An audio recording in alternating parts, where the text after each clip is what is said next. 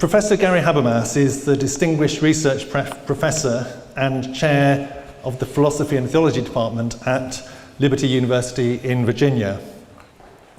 His professional life has concentrated on the examination of the historical, philosophical and theological issues surrounding the death and resurrection of Jesus.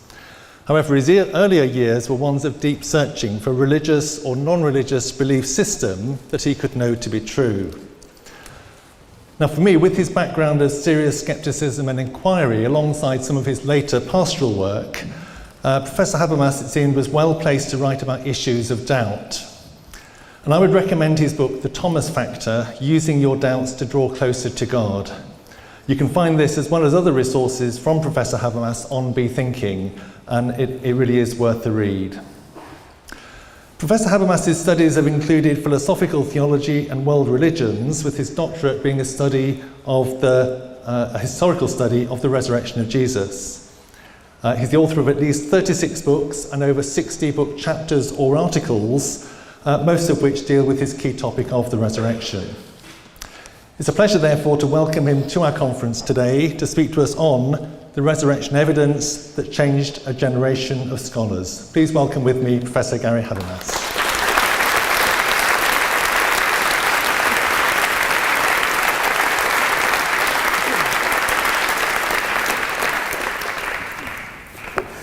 Well, folks, it's good to be here with you. Bring your greetings from the U.S. We've also been on tour for the last week. We've got a week to go. Got to go to Sweden tomorrow and Germany 2 days later.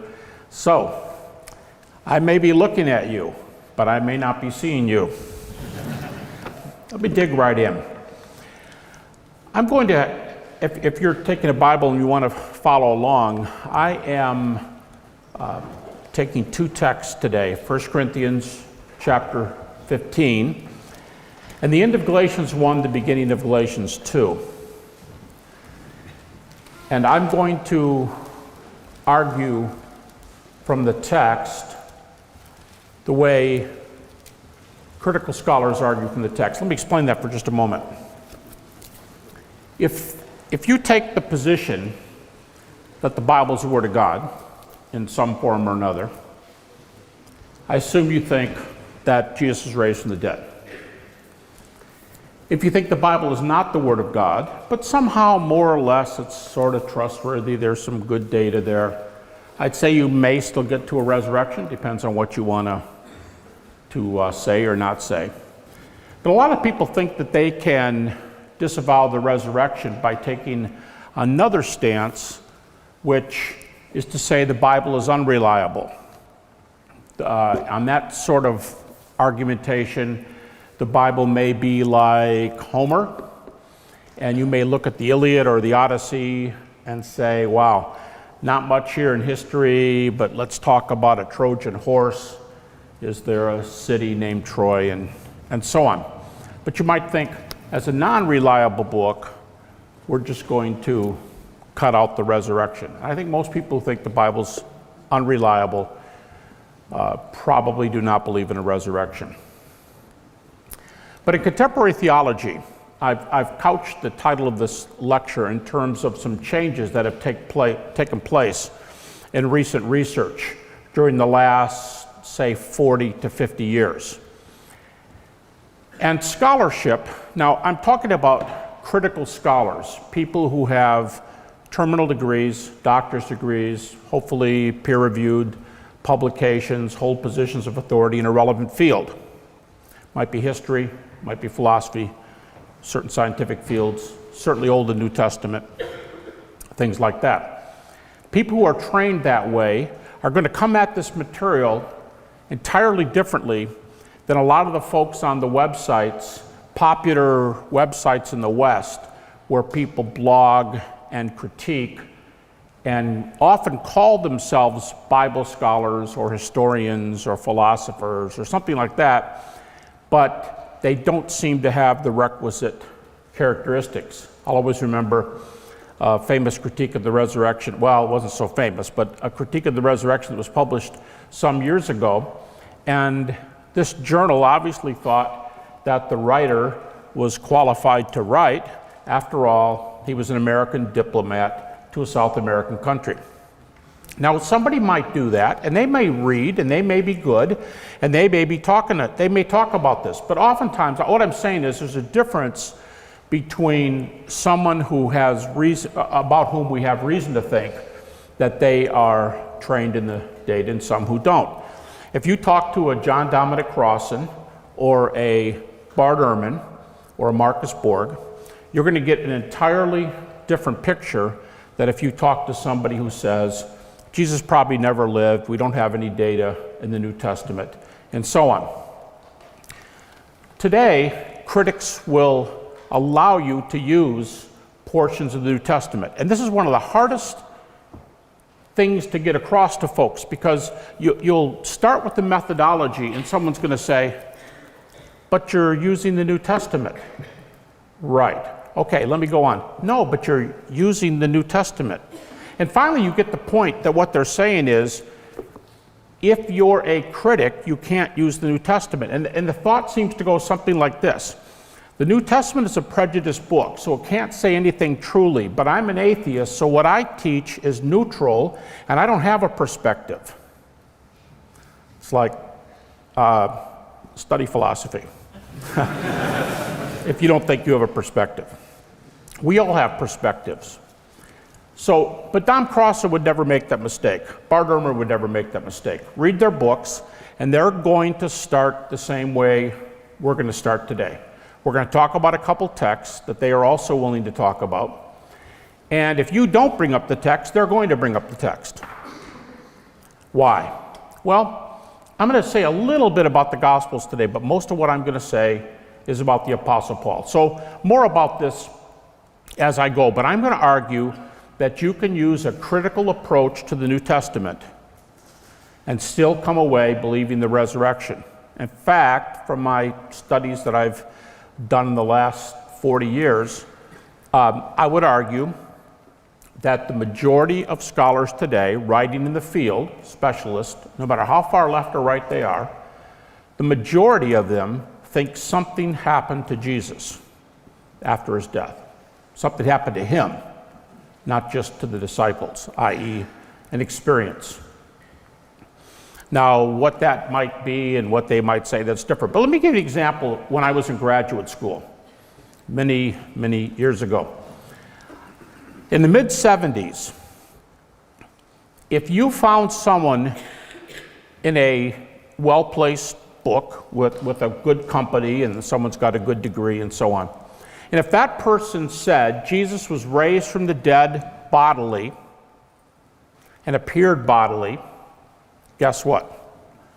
You almost could not find one that was not an evangelical. If you said that Jesus left an empty tomb behind, almost for sure you were an evangelical. There were a few.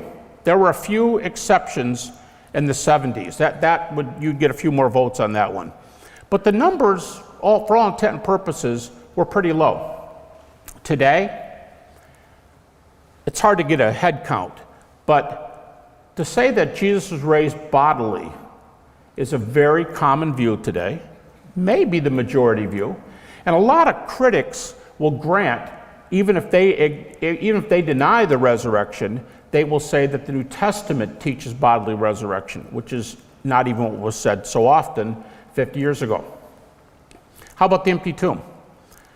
From what I can tell, head count wise, about 2/3 to 3/4 of scholars today, critical scholars who have characteristics like I mentioned earlier, are going to concede the empty tomb. Does an empty tomb prove a resurrection? It does not. But is it part of a case? Is it something that you have to consider? Yes, it is. Because in my own research, I have found 23 arguments for an empty tomb, used by critical scholars, used in a critically approved way by other scholars. 23 arguments. So today you have to say, well, look, I seem to have some evidence here for bodily appearances.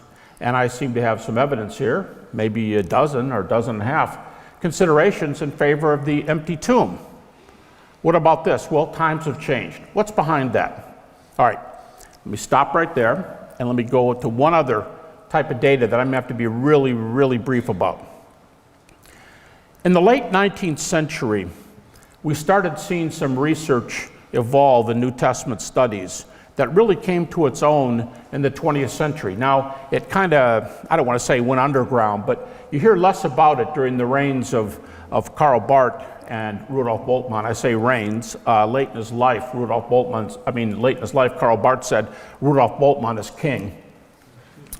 He's the most influential thinker, and that was after Barth had his own day, and that's what scholars often call the no-quest period for Jesus' existence. They both, from a more conservative viewpoint, from a more left-wing viewpoint, both would disavow searches for the historical Jesus. And so we see less, but when this starts dying down, let's say the 1970s, for the most part, moving on, books like Reginald Fuller's The Formation of the Resurrection Narratives and so on, a lot of emphasis was given to text in the New Testament, actually dozens, if you go and unpack some of these. And we find that there's different sorts. I want to be real clear about that. There's different sorts, so I'm not trying to act like these are all synonyms, but they're sometimes called confessions, traditions, creedal passages, sermon summaries, hymns, and they're not only different in the species, but they're different in how they function liturgically in the church. Okay, but be that as it may, these little snippets, generally brief, are older than the text in which they appear.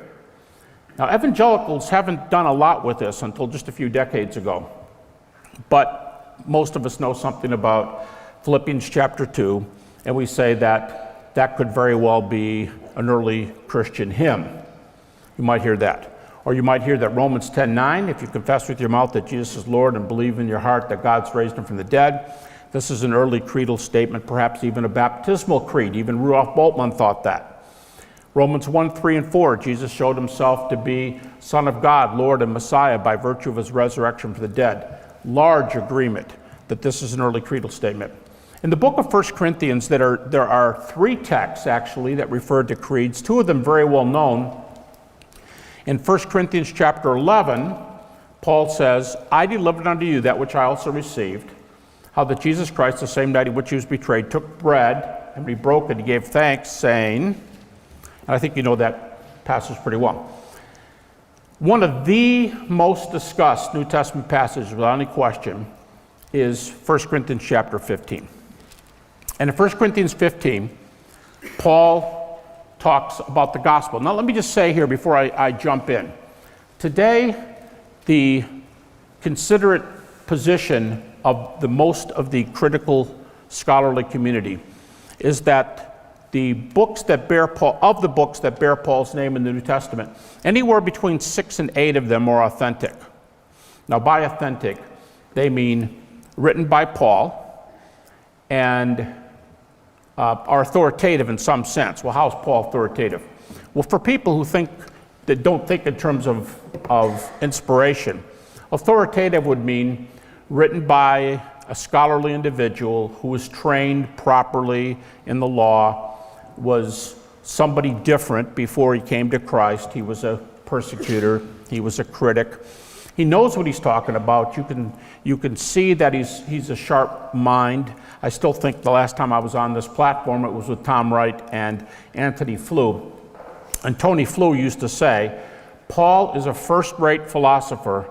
Jesus is a first-rate moral philosopher. He would use that little phrase over and over. My point there is read the book of Romans, read the book of Galatians, and you can see a very carefully constructed argument. So Paul was intelligent, he was trained, he's in the right place at the right time, and as we'll talk a little bit about here today, he knew others who had been a very integral part of the life of Jesus. So generally, critics are going to concede, allow you to use texts such as Romans, 1st and 2nd Corinthians, Galatians, Philippians, 1 Thessalonians, Philemon. So they don't have a problem. In fact, as I said earlier, if you don't bring those texts up, they might.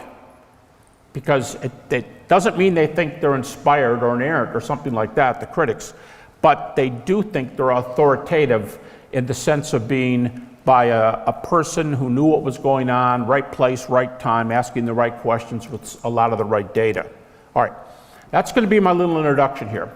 1 Corinthians 15 starts like this.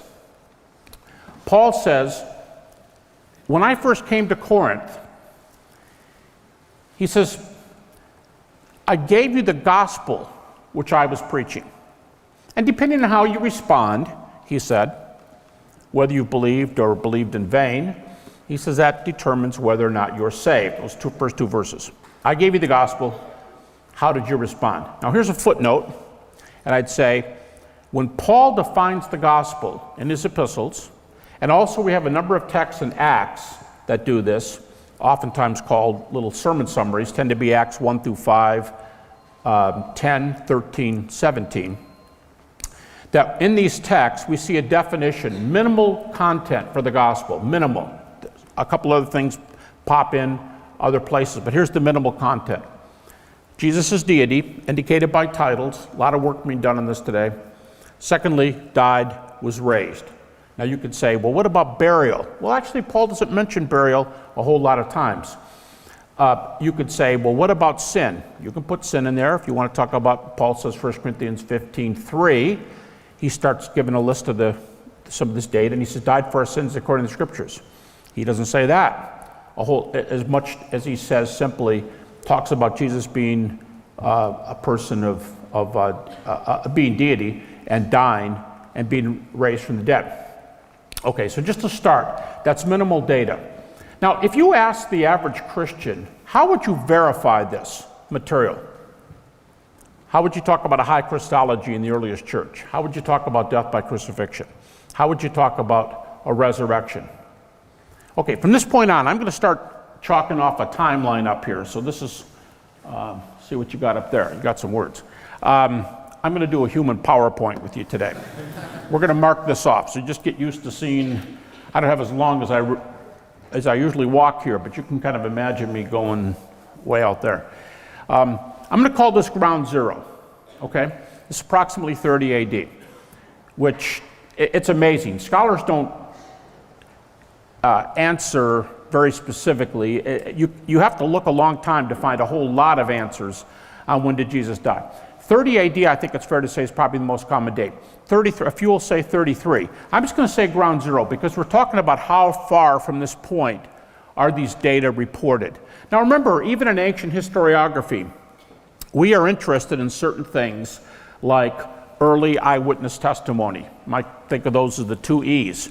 Early eyewitness testimony. Lucian, for example, perhaps the only ancient writer who gives us a philosophy of history or a historiography, how to write history. And Lucian says one of the things we want is we want people who were close to sources. And he says, I'll just make a point. He said, too many historians claim to be eyewitnesses and they weren't. So he tries, we want to be careful here, and an early eyewitness is better than a late eyewitness in general. Now, I mean, the late one might be the accurate one, but in general, we've got some principles here that we want to be careful of. And we have, by the way, Lucian gives us an account of Alexander and a certain Aristobulus who comes to him and says, look what I've been writing about your life. And Alexander takes this and spends a little bit of time reading it, talking about things like slaying elephants with spears and things like that. And now, you know, papyrus is pretty expensive in those days, and you just don't go to a Xerox machine and copy pages, right? Alexander takes the document and throws it into the water. And then he says to Aristobulus, he says, it's a good thing I'm not doing that to you because you're spreading falsehood. Now, it's known that a lot of mythology was spread about Alexander pretty quickly, but I'm just saying Lucian is trying to make a principle about good sources, bad sources, who are they from, when are they eyewitnesses? Now, I won't continue that anymore, but I'm just going to say we still value some of those things today. So if you're going to answer that question, a lot of evangelicals are going to make this kind of move. Read books with reliability, what I would call reliability arguments, and I'm going to use critical dates, okay? Evangelical dates are a little bit earlier, but it's not a huge difference. Many Christians would argue like this. They'd say, well, if you're going to talk about Jesus, let's start with Mark. 65 to 75 AD, that's some pretty common math here. We're talking maybe 35, 40.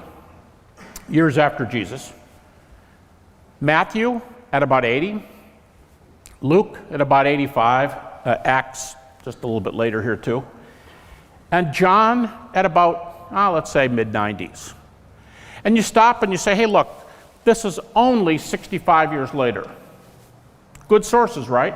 Well, you have to read ancient historiography to realize how close these are to the data. In fact, just to give you an example or two, I'll use a bad example first, but only because the person's so well known. Alexander the Great. Several people wrote lives of Alexander during his own lifetime, even a couple generals. Here's the bad news. We don't have anything. We don't have it.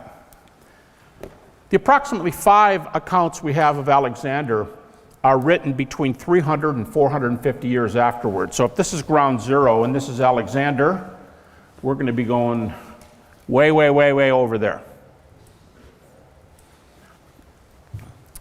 And the best sources are Plutarch and Arrian, plus 425 to plus 450 AD. In other words, they're writing about 120 AD for Alexander's death, about 330 BC.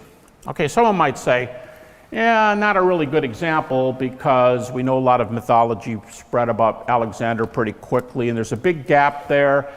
Can you do a little better? Can you give us a contemporary example? Okay, real quickly, let me mention Tiberius.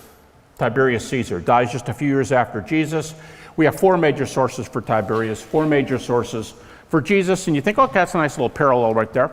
Now, the first source for Tiberius is actually contemporary. You go, ooh, wow, that's tough. But actually, that's the source that gives the least information about Tiberius.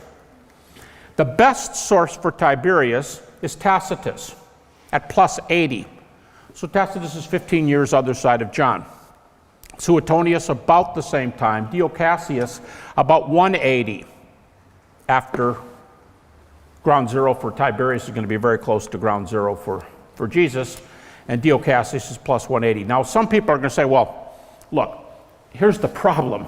You think Greco-Roman biographies are roughly the same as the Gospels, but you're forgetting something. The Gospels are religious propaganda, and they spread miraculous accounts. Well, read ancient Greco-Roman histories. Virtually every ancient Greco-Roman historian gives all kinds of prophecies, portents, miraculous accounts. Tacitus talks about one of the Caesars healing a couple people, and so on. And so then the skeptic says, oh, well, okay, now that you said that, so much the worse for these ancient writers.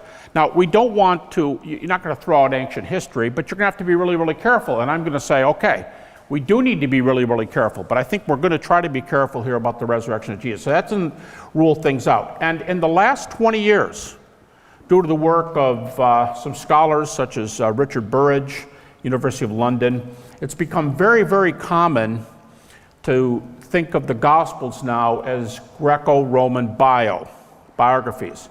And the Gospels have entered a new sphere of study. An excellent book would be Richard Bauckham's Jesus and the Eyewitnesses, almost 500 pages on the eyewitness traditions behind the Gospels. Okay, I'll say it. I mean, if you want to raise questions, that's fine. I'm not going to do any more with this reliability approach. I'm going to use a different argument today, totally independent, for the resurrection. And I'm going to say, let's go to the source that critics accept most of all in the New Testament. It's the Apostle Paul. Michael Martin, a well-known American atheist philosopher, says, Paul is the only eyewitness to a resurrection appearance whose writings we possess. Now you might say, okay, let's talk about method. Do you want to say, no, I'm going to use the Gospels? Or if he gives you Paul, are you going to use Paul?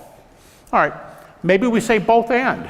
But for the rest of this talk, I'm going to discuss Paul. Now, Paul, in 1 Corinthians, there's not a lot of dispute about the date, liberal, conservative. It's going to be a couple years either side. But let's think of 1 Corinthians as being penned about 55 AD. So, 55 AD, ground zero. It's about 25 years after the fact.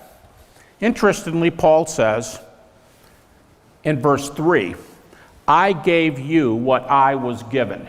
Now, sometimes I just slow down on this, especially when I'm doing this in a church, and I'll just say, did you hear that? I mean, these are great words. I gave you what I was given. I did some work on this, did a little bit of research. I'm passing this on. Didn't make it up. Material didn't come from me.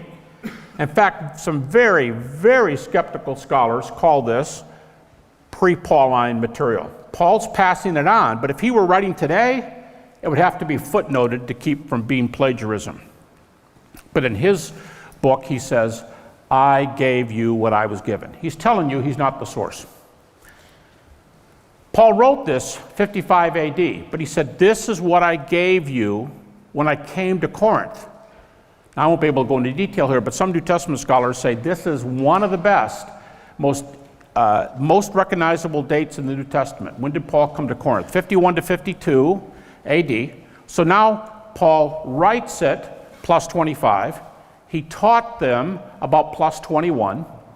And I'm going to give you a critical consensus position, and then I'll tell you why they get there. They think Paul received this material.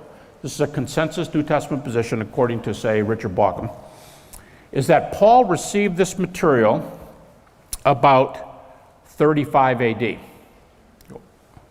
Really? My pastor said the Gospels are later. But we do have contemporary material.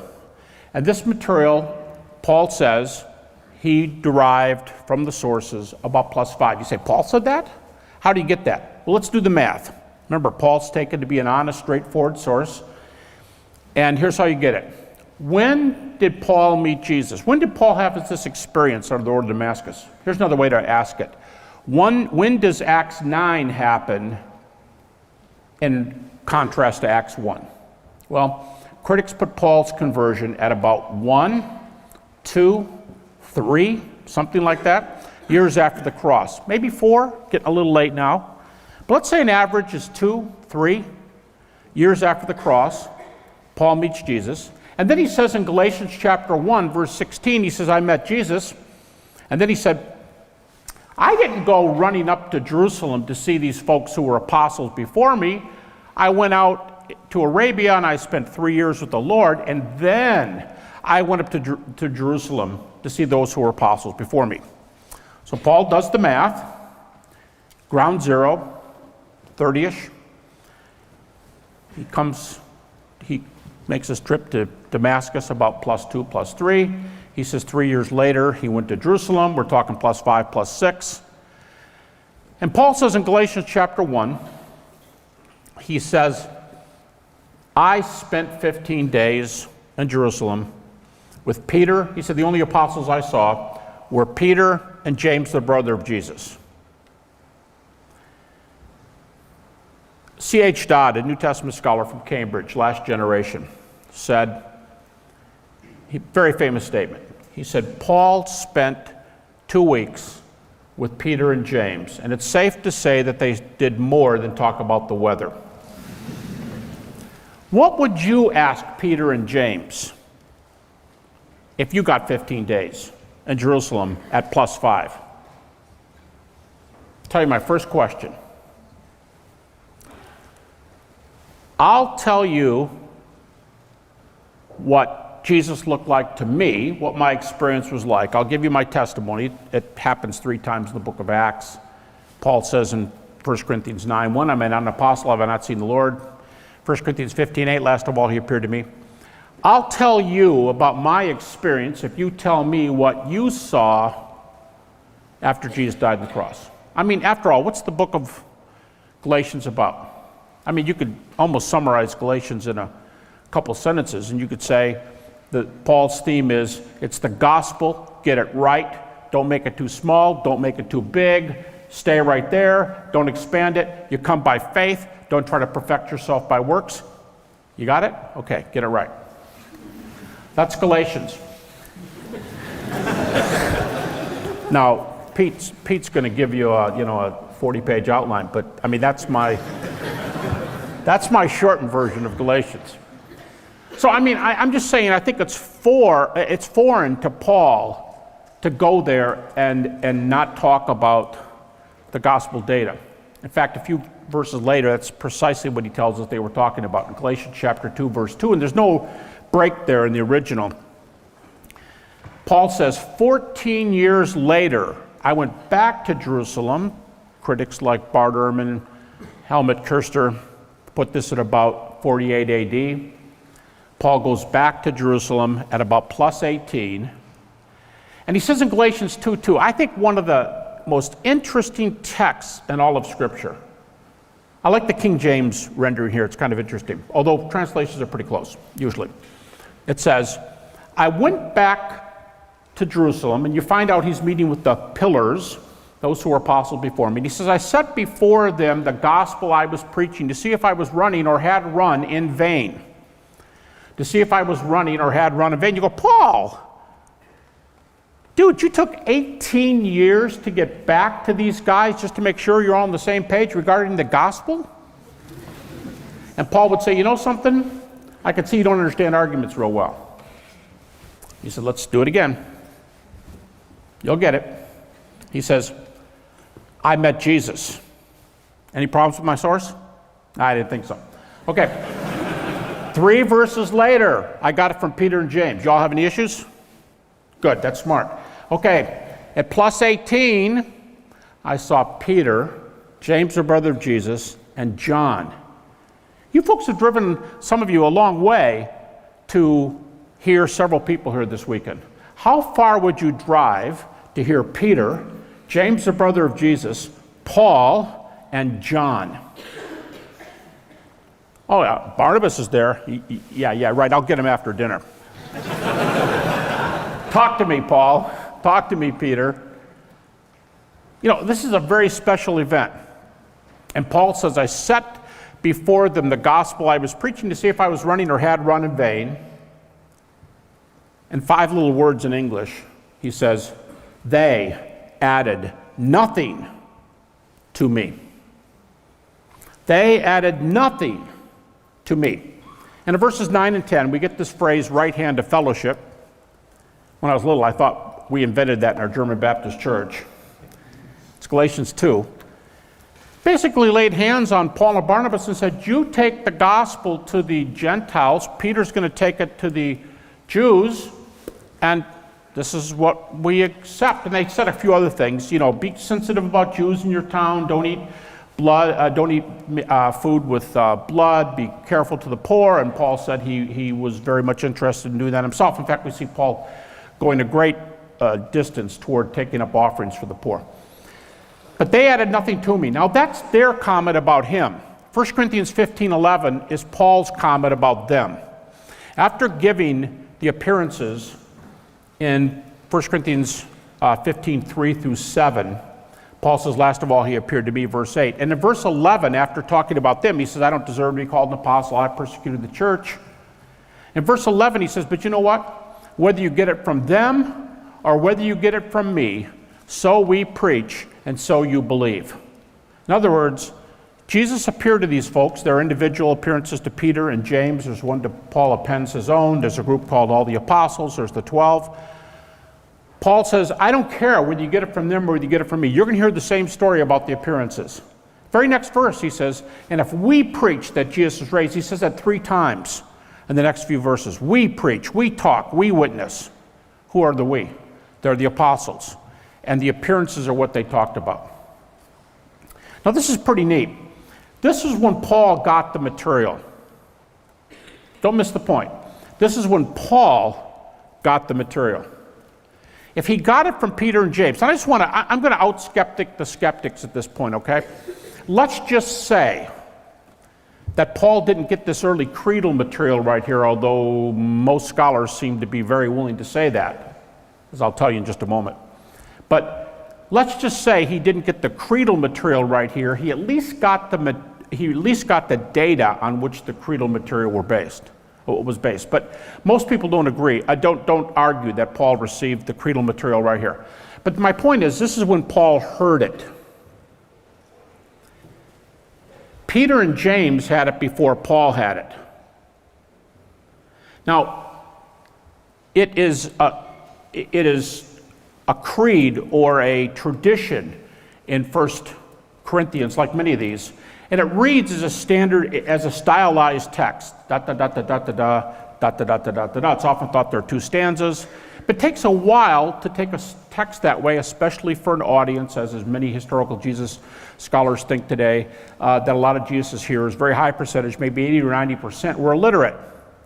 And so it takes a while to put it in standard language so it can be memorized and kept. So okay, Paul hears it. They had it before him. They had to standardize it. Whoops, we're right on top of the events. You say, well, come on, this sounds kind of conservative. When you have these discussions with major scholars out there, are they going to concede this stuff? Well, let me just give you 2 examples real quickly. Gerrit Ludemann, a prominent German skeptical New Testament scholar who denies the resurrection, says that this material was formalized in this creedal form no later than +3 years after the cross, max. The Jesus Seminar, not conservative, right? They throw beads in the hat, depending on how you count the colors. They reject 80 to 90% of the red letter words of Jesus. In their commentary on what Jesus did,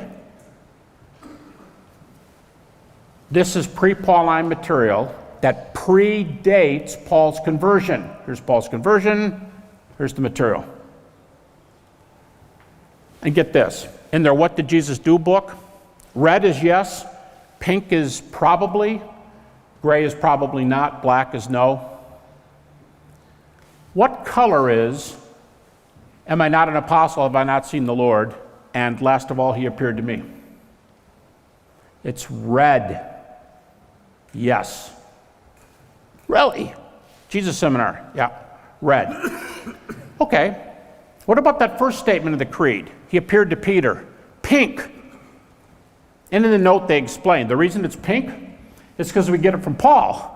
If we'd gotten it from Peter, it would be red. But Paul is passing the tradition on, so it's a little bit more hearsay. It's pink, it's probable. And then the note says, oh yeah, and there's another group here that's real important. The appearance to the women is also authentic, although they don't tell you if it's red or pink. Now this is amazing that they're going to take that kind of respect. Now you say, well, they don't believe the resurrection happened. No, because in their first book they say we're not going to give any sayings of the risen Jesus because dead people don't rise and everything that happened is over on Friday. But they do rate those events red and pink. So what I'm saying is there's some reliable tradition there, we can talk about them. Okay.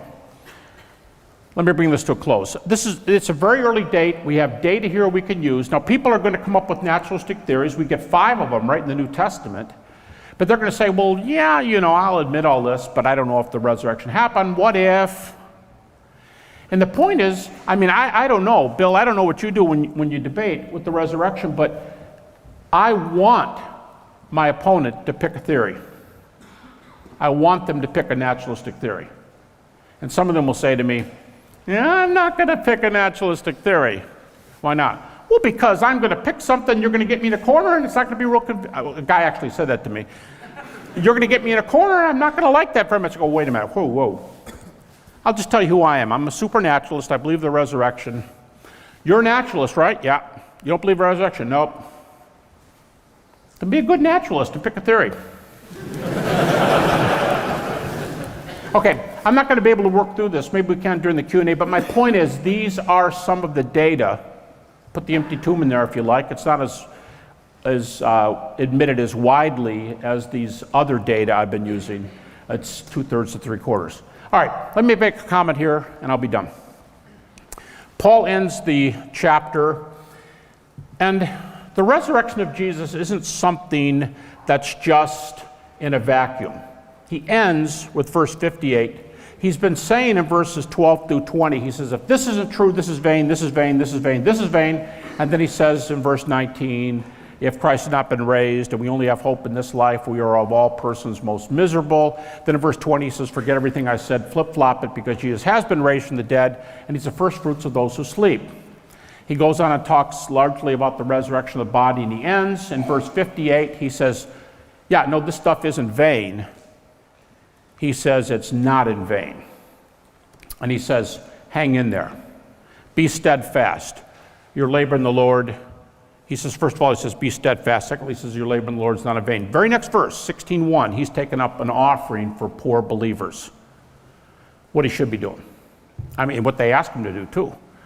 But he's very willing to do that, as he says. So Christianity, it's not just something, we can talk about true or false. I mean, we really want to chat about that. But it's something that makes a difference. According to some surveys, I just saw the latest one just a couple weeks ago, and the figure there was 95%, that 65 to 95% of American young people who go away to secular schools walk away from their faith. 65 to 95%, depending on which survey you get. That's their own experience. They say they walked away from their faith. Now, the good news is a later study said that 80% of them come back, usually in their 30s. That's 15 years lost, and some don't come back. I think we need to do a better job telling folks the data behind some of the things we believe. So Paul says, stand fast. I can't think of a better message for standing fast than the resurrection of Jesus. Secondly, your labor in the Lord is not in vain. If you believe these things, you should be involved. Paul says, same book, Galatians, he says, do good unto all, especially those of the household of faith. Galatians 6:10, he says we should be out there working. And then he backs up a couple verses, and he says this. He's quoting from the Old Testament, and he says, death, where's your sting? Grave, where's your victory? And read the commentaries. He's not doing poetry. I was the ice hockey coach for 9 years at Liberty. I don't know how that translates in a British population, but you know, ice hockey is a pretty rough sport. I don't appreciate poetry very much. Now, if you do, that's fine. Okay, I'm not making comments against poetry. I'm just saying that's not what Paul's doing here. Read the commentary. Paul is taunting death.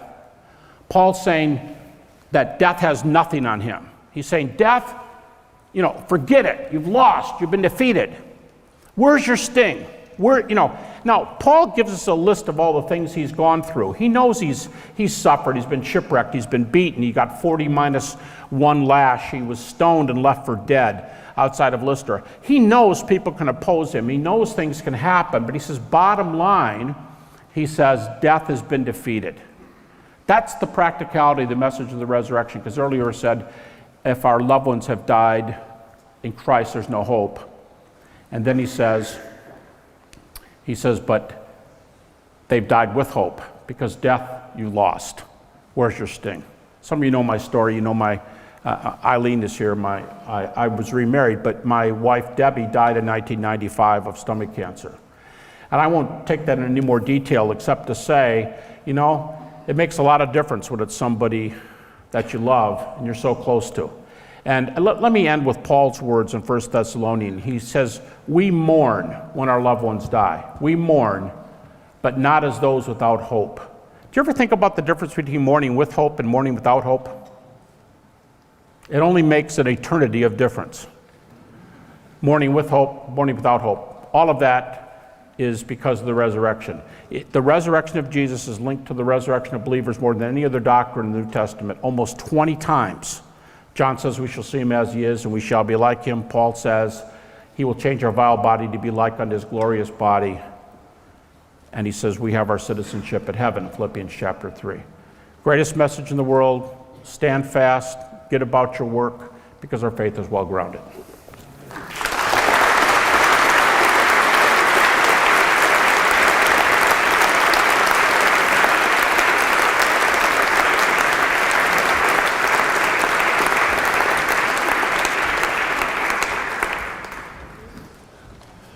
Isn't it great to be reminded of that and of the facts that we have behind what we believe? Again, if you have questions, we have around about 5 minutes or so for questions, so it'll probably just be 2 or 3. I'm not quite sure how extensive Gary is in terms of answering questions, so yeah, first one, thank you. Hello, can you just clarify very briefly how you dated Paul's conversion to 3 years after the crucifixion? All I'm doing is giving a report of where New Testament scholars usually date it. Do you have anything else to add, Pete? It's in Galatians chapter 1, Galatians chapter 1 give you the 14 years, you work back from 14 years. He said in Galatians chapter 1, you take that 14-year period and work back so that you can get to the back of the direction of the cross.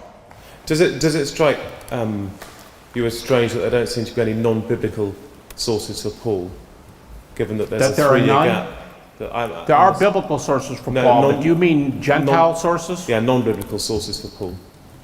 Well, I mean, no, there are non-biblical sources, but you mean non-biblical pagan sources, I suppose. As equivalent to Tacitus or someone like that. Sorry? Equivalent to Tacitus or someone like that. Right, secular sources. Yeah, secular Because, I mean, very early, Clement of Rome, about 95, 97 AD, Ignatius about 107, and Polycarp about 110. I just read an article last week that how many quotes and allusions they have to Paul. And you know what's interesting for you New Testament scholars here? It's dozens. They refer to Paul's works dozens of times, cite Paul, cite Paul's apostleship, cite his inspiration, and they cite 12 out of Paul's 13 epistles, which is a little different than contemporary critics take it. Only Philemon is not recorded in that earliest literature, which is right at the end of the New Testament canon, right on the other side of John, up until about 10 years later. But if you mean non-Christian pagan sources, you're right. Oh, I'm sure we'd all like 10 more pagan sources for Paul. Yeah, we don't have them, but we do have non-biblical early. In fact, Clement even records Paul's and Peter's martyrdom, as Josephus records James's. So back to that group of 4, that's pretty important. Okay, thank you. David. When discussing the resurrection, the atheist mates, the common objection they throw up is, well, the disciples were clearly hurting, clearly mourning. It's natural they're going to want to have Jesus appear to them and raise from the dead. How do you start addressing that kind of objection? That would say it's due to what? Well, they say they either imagined it or they hallucinate it purely out of grief. Grief hallucinations? Yeah. Okay. Actually, Gary could speak for half an hour on this, I know, if we could keep it quiet, keep it short. I'll tell you what, because I won't be able to answer it in detail, I'll send you to my website, GaryHabermas.com. Unlike John Lennox, I'll send you to a source that's free.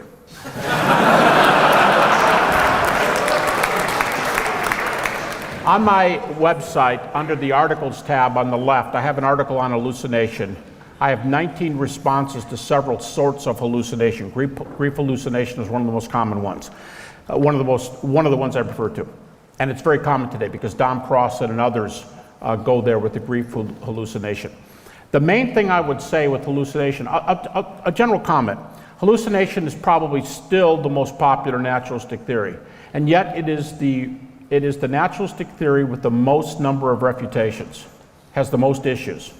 One of the main ones is critics, because of 1 Corinthians 15, 3 and following, they take group appearances of Jesus very seriously. You have 3 group appearances in this creedal passage from the 30s AD, and you have to prove the plausibility of group hallucinations. That's going to be an issue. In fact, a friend of mine, a clinical psychologist, PhD, he did a bib summary of group hallucinations that are clinically known in the literature. This is about 2005. And he found 0 sources for clinical group hallucinations. So that's just a couple brief responses. Also, if you're going to establish the empty tomb, for example, the empty tomb is the hallucination is a full tomb theory, not an empty tomb theory. So empty tomb would be a huge issue. You have to ask, what about Paul? What about James? 2 people who most likely are not going to be in the right frame of mind to visualize something to which they, as far as we know, were very much opposed.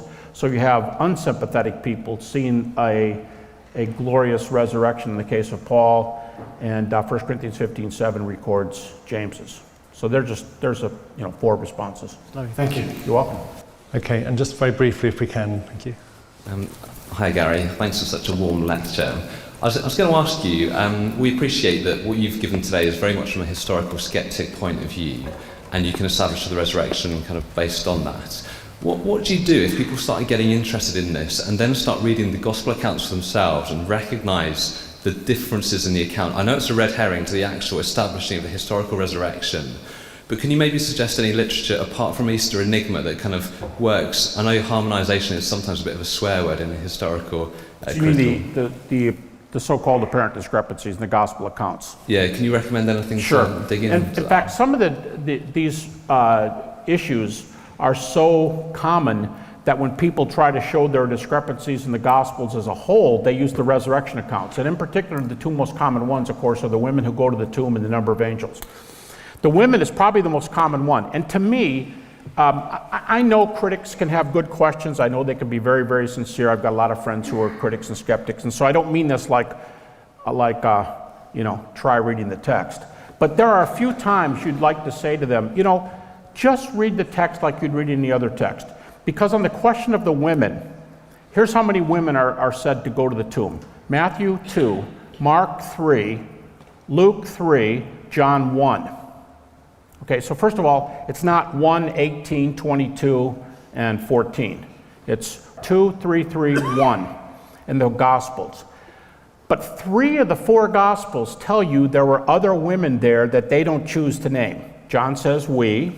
I mean, that's at least a fair sense of what we could mean. Luke, you don't know who the women were that went to the tomb until you get to Luke 24:10, and Luke says, these 3 women, Mary, Mary, and Joanna, and others who were with them. Why do we say, nobody else mentions Joanna, and how come we don't mention Salome? From Mark, but Luke says other women. And Mark, remember that there are no chapter divisions in the original, so Mark 16:1 comes right after the burial passage, just verses earlier, and it says, these are the women who came from Judah, and the names are the same, Mary, Mary, Salome, and it says, and other women with them. Only Matthew doesn't say, and other women. So, there's something in me that says, let's be fair, because what they just tell you, we're not trying to be exhaustive, and the angels are 1, 1, 2, 2. That's the 4 Gospels. But you know what? There's not 4 trips to the tomb.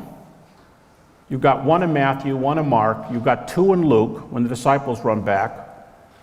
And even what you do with the textual variant there early in Luke, there's a reference later to the men running to the tomb. And in John you have 3, right? Mary plus we, whoever or whatever you do with that. Then Peter and John, and then Mary going back. The angels are only mentioned on the last occasion. Now, what does that tell you? That either says John doesn't know of any, or he doesn't care to answer the question. He's not going to give you a number. You see what I mean? Whichever way he's going, it doesn't seem like it's a crucial thing to give a number, because it doesn't show up till the 3rd time in John. It doesn't show up the 2nd time in Luke. So all I'm saying is, I remember an essay Eleanor Stump did. That's an article you should go to. Visits to the Sepulchre. Eleanor Stump, I think Faith and Philosophy. And she goes after Raymond Brown and says, contradiction is the domain of philosophy, not the domain of theology. And every time critical scholars come in with a little problem, they just say, another contradiction, no big deal. And she says, sorry, contradictions that 2 things cannot both be and not be at the same time, same place, same manner. You've not shown that these are same type, same place, same manner. These are different trips to the tomb. Other women are there. So this isn't a contradiction, so just don't throw that word around. And she argues that there's no contradictions there. Trips to the sepulchre, it's excellent. But the second thing, and this is super brief, are you making faces? No, not He's me. making faces. That's okay. Watch out. Very brief. That's throwing down in hockey. This is super fast, seriously. I would not do I would ignore the the apparent discrepancy accounts if I were doing the minimal facts argument. Because the minimal facts argument says I'm only going to use the text critics allow. They don't like those passages, so they wouldn't come up on this side of the slate. So I'm only going to talk about the things we have in common. So discrepancies, sometimes they don't realize that when they ask me that question, they're asking me about doing this side of things. But I'm doing this side for my argument. Okay. Thank you very much indeed.